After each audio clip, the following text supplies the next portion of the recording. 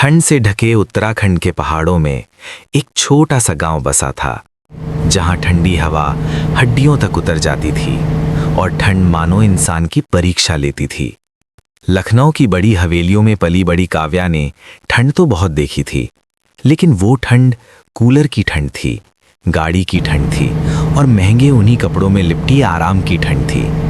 पर विवाह के बाद जब वो पहली बार अपने पति अभय के साथ नैनीताल के पास उस पहाड़ी गांव पहुंची, तो उसे असली ठंड का एहसास हुआ। जैसे ही उनकी गाड़ी गांव में रुकी, पूरा टोला इकट्ठा हो गया।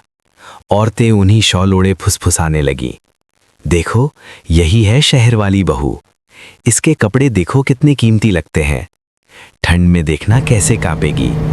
काव्या ठंड से कांप रही थी। तभी उसकी सास हाथ में आरती की थाली लेकर सामने आई। ननद भी पास ही खड़ी थी। घर के भीतर मिट्टी का चूल्हा जल रहा था। काव्या आग के पास बैठकर अपने ठिठुरते हाथ सेकने लगी। थोड़ी राहत मिली, पर पहाड़ों की ठंड इतनी आसान कहाँ थी। अदरक वाली गरम चाय का कप हाथ में आया, भाप उठी और पहली बार काव्या को लगा कि ये ठंड किसी दुश्मन से कम नहीं। रात को कमरे में अकेली बैठी काव्या अपनी माँ से फोन पर बोली, माँ यहाँ तो बहुत ठंड है। माँ की चिंता भरी आवाज आई, बेटी अपना ख्याल रखना।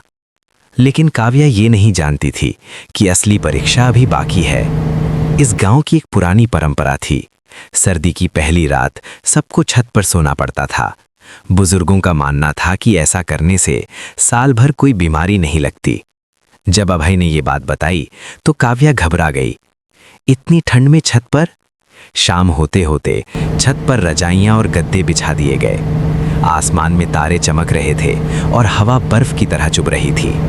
काव्या ठंड से कांपने लगी। अभय ने उसे गर्म पानी की बोतल दी, पर ठंड कम होने का नाम नहीं ले रही थी। पड़ोस की छतों से आवाजें आने लगीं, मूंगफली खा लो बहू, गर्मी मिलेगी। काव्या मन ही मन सोच रही थी, ये परंपरा है या कोई सजा। रात और गहरी होती गई, ठंड और तेज हो गई। तभी नीचे दरवाजे पर दस्तक हुई। गांव का डाकिया ठंड से कांपता हुआ आग तापने आया। उसकी हालत देखकर काव्या का डर और बढ़ गया। कुछ देर बाद काव्या ने हिम्मत कर सास से कहा, माँ जी मेरा शरीर बिल्कुल सुन्न हो रहा है। सास मान तो गई, लेकिन पड़ोस की आवाजों ने फिर परंपरा का दबाव बना दिया। अब काव्या मजबूरी में फिर छत पर लेट गई। ठंड से उसका पूरा शरीर बुरी तरह कांप रहा था। तभी पास की छत से एक चीख सुनाई दी। 8 साल का मोहन ठंड से बेहाल हो चुका था। काव्या ने तुरंत उसे देखा, अपने नर्सिंग ज्ञान से उसकी मदद की। आग और गर्म भाप से बच्चे की जान बच गई। ये देखकर सबके दिल कांप उठे। तभी अभय गुस्से में बोला, परंपरा से ज्यादा जरूरी इंसान की जान है।